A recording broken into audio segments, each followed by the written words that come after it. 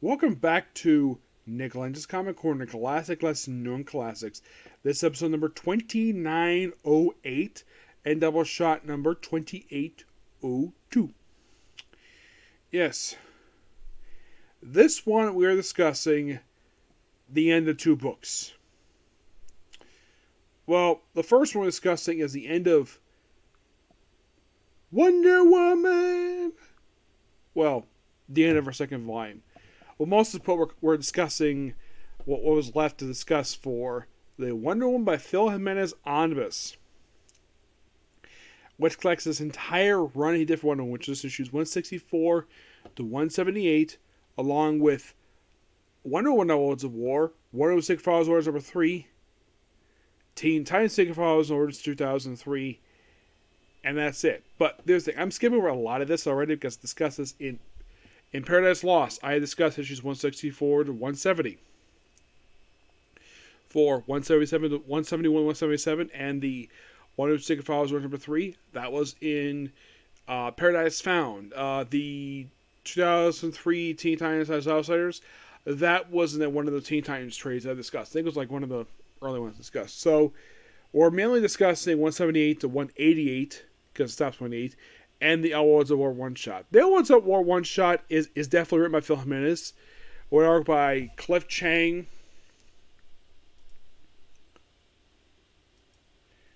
and Jim Engel and Buzz. I met Buzz, nice guy. Mostly put this one-shot, despite the fact it's called Wonder Woman and she's on the cover.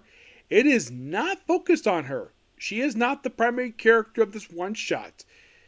It's all focused on her mom, Paulita, and the Amazons. Kind of what they were up to get flashback or time World War II. It's basically a love letter to Paulita. That's basically what this book is. And for some reason, it was not collected in the Superman Worlds of War, the original printing trades, or the new one. They skipped this book for some reason. Don't know why, but they did.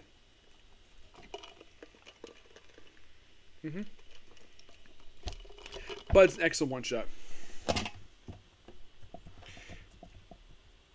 As for the book itself, well, starting with 178.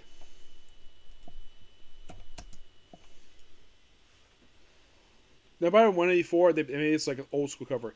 Now, we also have a backup feature in this book. The first one is basically, it's kind of like an aftermath. It's a flashback to, like, Worlds of War. It's basically a story with Wonder Woman Cassie, with also Tempest as well. And the backup story is all focused on Donna. It's called Postcards from the Edge. This lasts for a few issues. Yes. And then we have Land of the Lost. Yeah, this is basically where we had the return of Villainy Incorporated with new members, Cyborg Girl, Dr. Poison, Jinx, and Trinity. This Trinity is not the new Trinity that appears in the current books. This is an old character from who was a Marv Wolfman character, who was brought back this story here to act as a regular villain for Wonder Woman. The storyline lasts for a really good period of time. It's a lengthy story. It's last issues 179 to 183. It's a 5-part story, and it's excellent. It's you can think of it as One versus Villain Incorporated, which is awesome. Of course, and for some reason they gave her a backup story. Annie Lanning does the artwork for the backup story, Postcards from the Edge. Plus, I love the cover for issue 180, where it's basically the Villain Incorporated. Cybergirl. You are thinking, who the heck is she? She is a original character. But here's the thing. Her aunt is new Teen Titans character, Sarah Charles, who once dated Cyborg.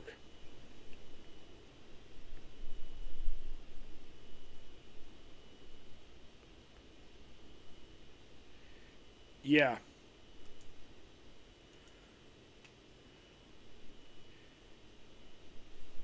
But I love the whole storyline. It's an excellent storyline. It's just pure fun.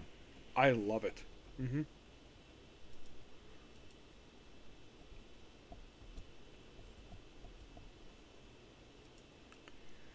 But moving on to 184, after the Land of Lost, what's the cover itself is a homage to an old Silver Age cover. Yes, where Wonder Woman becomes Miss America. Yes. And they fight off against Captain Zal, a Doom Patrol villain, in a flashback. Yes. And in case you're curious, though, was his only appearance in Wonder Woman? Yes. But it's an excellent story, and Cyber Villain Incorporated is still there, but there is a background. Then we have Wonder Woman versus,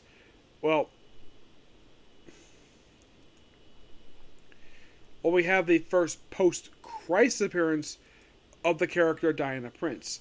Those of you who are not familiar with this character, who's not Wonder Woman per se, who is this character? Well, in the original Golden Age continuity, this of course is Earth 2, that she was a Navy person who wanted to get married, but they couldn't exactly have her leave the Navy at this point because war was going on. So she wanted to have her own separate life. So Wonder Woman took her identity, her last name, because both first name was Diana,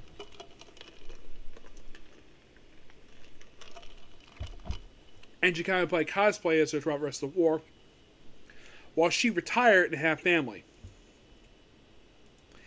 And the thing is, no one knew about this at all.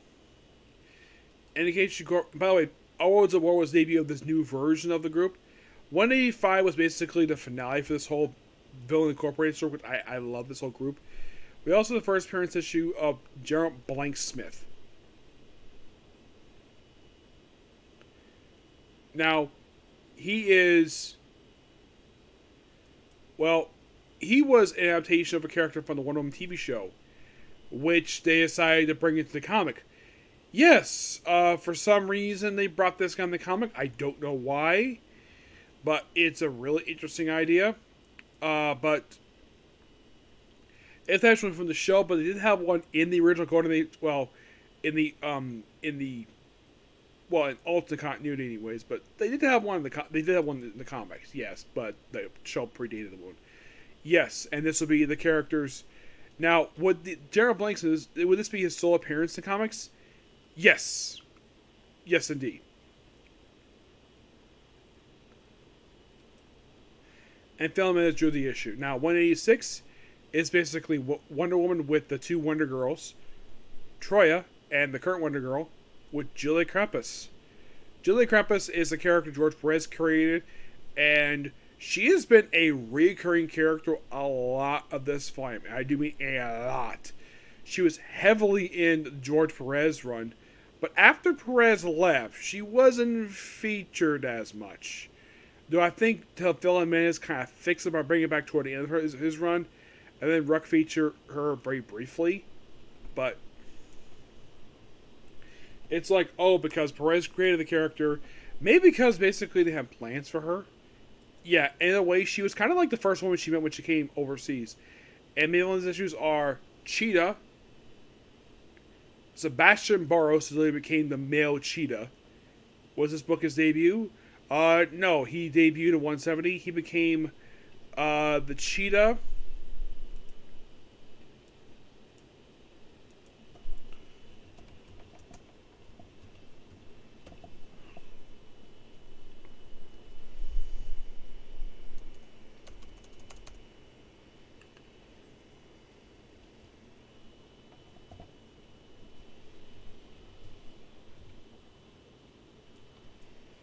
He became a Cheetah a little after this.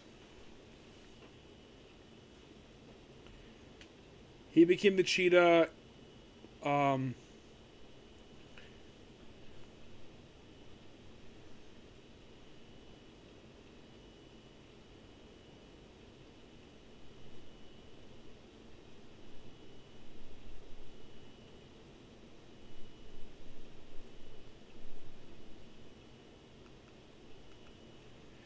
Yeah.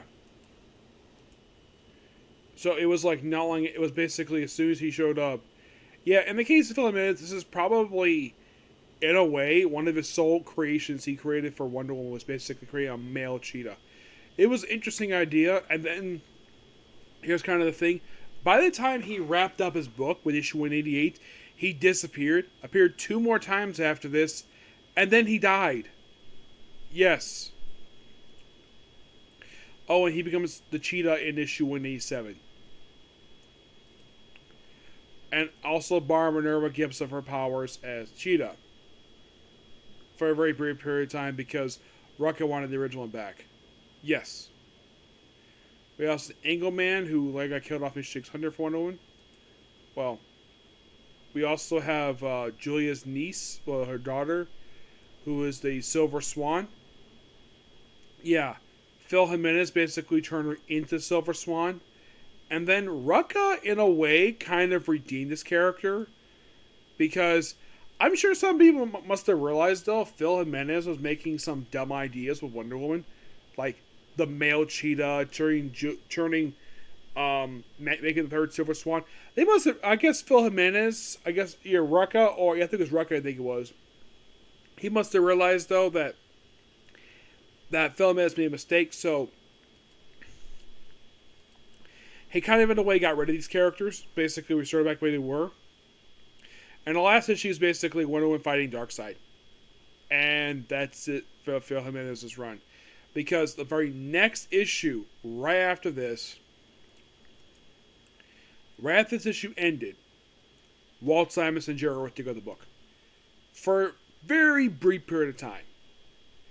And those of you might be thinking, was the Amazon embassy established during the Phil Jimenez run? No. It was established right after this because Rucka is not responsible for the creation of the embassy. That was basically Walt Simonson did that. But throughout this run, it was really good. I love the artwork. I love the storytelling. I like Villain Incorporated. Yeah, I'm into my final thoughts right now for this thing. So I would probably say the only things that maybe some of DC may have thought was a bad idea was the male cheetah and the third Silver Swan. They probably didn't like the concepts of them. So they kind of, it's like Rucka was basically brought, it's like Rucka, he himself may have not liked this ideas for Wonder Woman. So he had Silver Swan get restored, be human, and had the male cheetah get killed by the second cheetah. Well, the third one anyways. When Barbara came back, he basically killed him off, yep. But great books. Give this book roughly a 9 out of 10.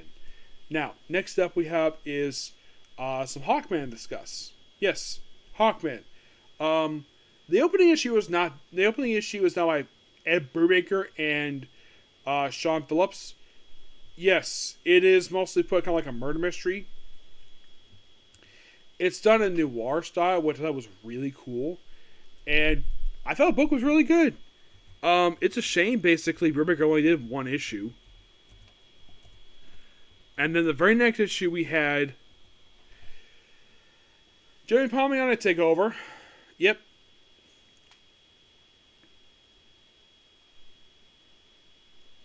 And it's basically a new direction, which I didn't mind the direction. Now, he did mention to me throughout this whole run, which started with issue 20, ended with issue 49, that this run basically did really well in the sales. It did really well. It got really high numbers, and then they were taking out the book for no reason. How do I know this? I told him this. I told him, like, I really enjoy this book. Like, yeah, he remembers this book really well. It just that basically, the ending, he did not agree with taking out the book.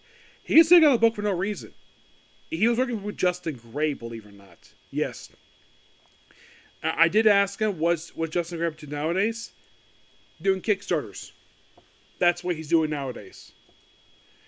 Yes. So, mostly put, it's a very interesting run.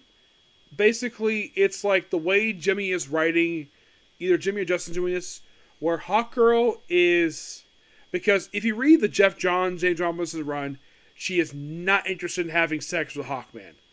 Here, she's more willing to. Yes.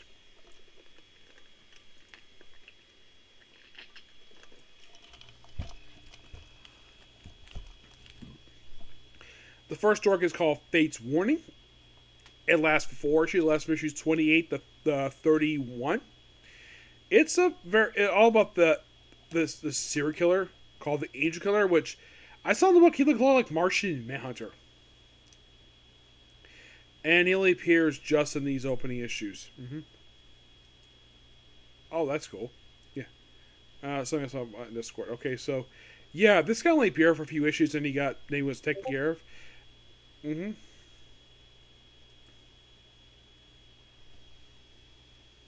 And then in issue 32, we have a team with Ray Palmer, which I thought that was cool. Yeah, an excellent standalone story. And then the very next issue, take on this guy, team up with the Monolith. Yeah, he's a character who actually was the Hawkman character,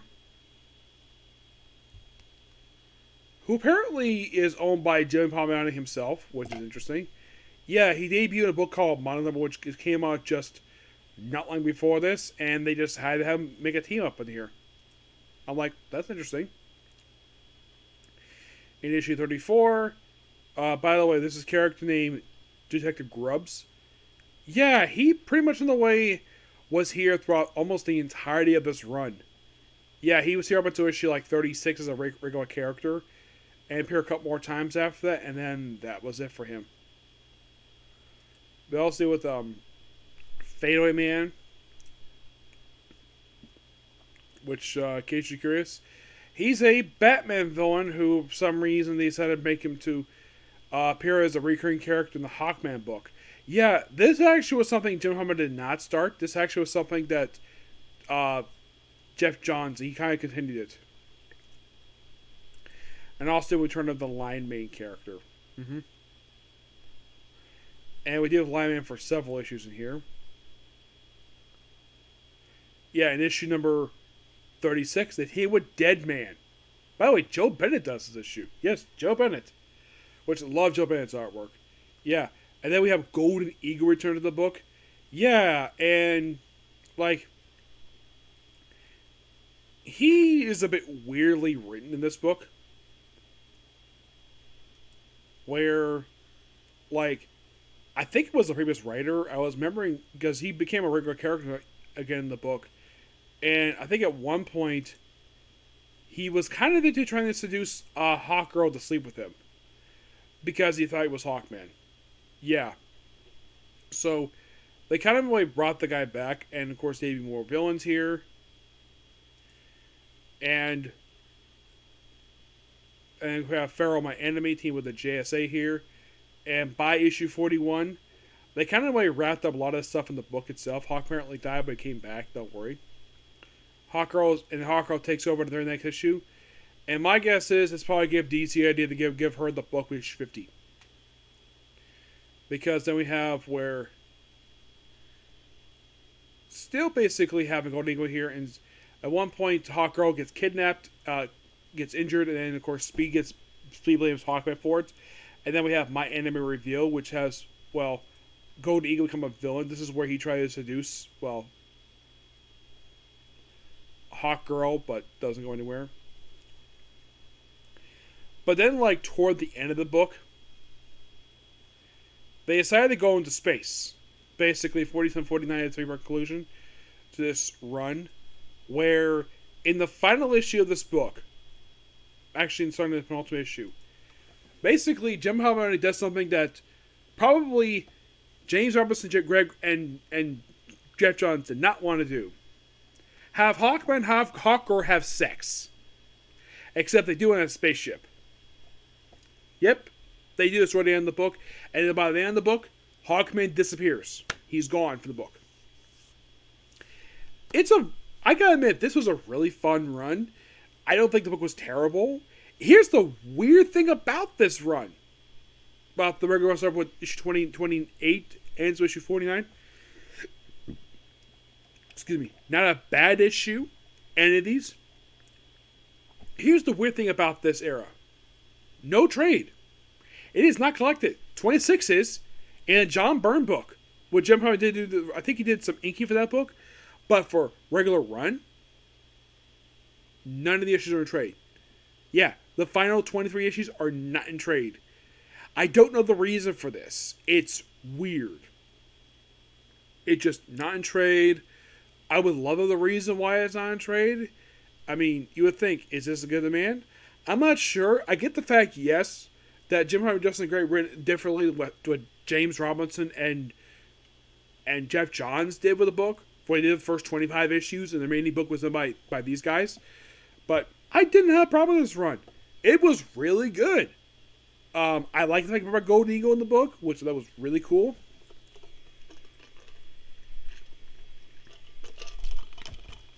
Making him a villain, which was interesting. The only thing I didn't like, though, about Golden Eagle this time was him trying to seduce Hawkgirl. Yes, that's the only problem I have. Because I think Golden Eagle is supposed to be a little bit younger than Hawkgirl. Yes, it just seems a bit weird. Especially since basically Jimmy is trying to have these two sleep together. Which they eventually do. And no, I don't think what took about the book was them basically asking about these two having sex. I do not think that was the reason why they're taken off. As for the reason, he mentioned to me, he spoke for no good reason. Which, yeah, apparently in the late 2000s, like, apparently writers take out books for no reason. And here's kind of the weird thing. He was never given an explanation for the reason why.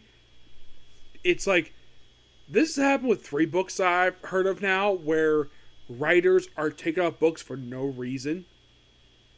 Because this happened to 2 Charlie Dixon books, with Robin and Batman the Outsiders, where he would take out these books for no reason. And now this book. I'm like, what is some editor who just simply does not like Jimmy Palmiotti at all? I don't know. It's weird. It's also weird, though, his wife didn't do any artwork for these issues. Is that find that kind of weird? We have Austin Joe Ben in the artwork, that's fine. I'm like, okay, you think of Jim Palmiotti, you usually think his wife is probably doing the artwork, or at least doing co-writing duties, that's the way it looks nowadays. But no. Amanda Carr never did any artwork for this book. Which I find that weird. But it's only one of like 3 books I could think of that Jimmy's worked on with Justin Gray, and Amanda doesn't do the artwork. The other books I could think of that this did not happen with was Jonah Hex and All-Star Western. And that was it. But yeah, that's pretty much Hawkman Volume 4 in a nutshell. Yes, I did technically review 23 issues, but I kind of summarized them. So with this, I'm done with Hawkman Volume 4. Yep. So, next in your places will be just Hawkgirl Volume 1, which is kind of weird. They continued numbering. Yes, and according to Jimmy, the change was not positively received, and because of the change of creative team, the book got canned after like about a year and a half. Yeah, it didn't last very long, and I don't blame their place in writer for this. I'll discuss who it is when I talk about Hawkgirl. But I am not blaming him for this. I blame the change of creative team. I think that probably the book, with the reason why it got killed in the sales, was because people were not happy the creative team was replaced. Yes, that's my personal anyways, okay? So yes, that's particularly a particular view. Please be sure to like, comment, subscribe to notifications, and do not hit the like button. Well, I'll see you all later. If probably for tomorrow, I'll probably do That's a Slam and probably one more Comic Corner. Okay, next video. Bye.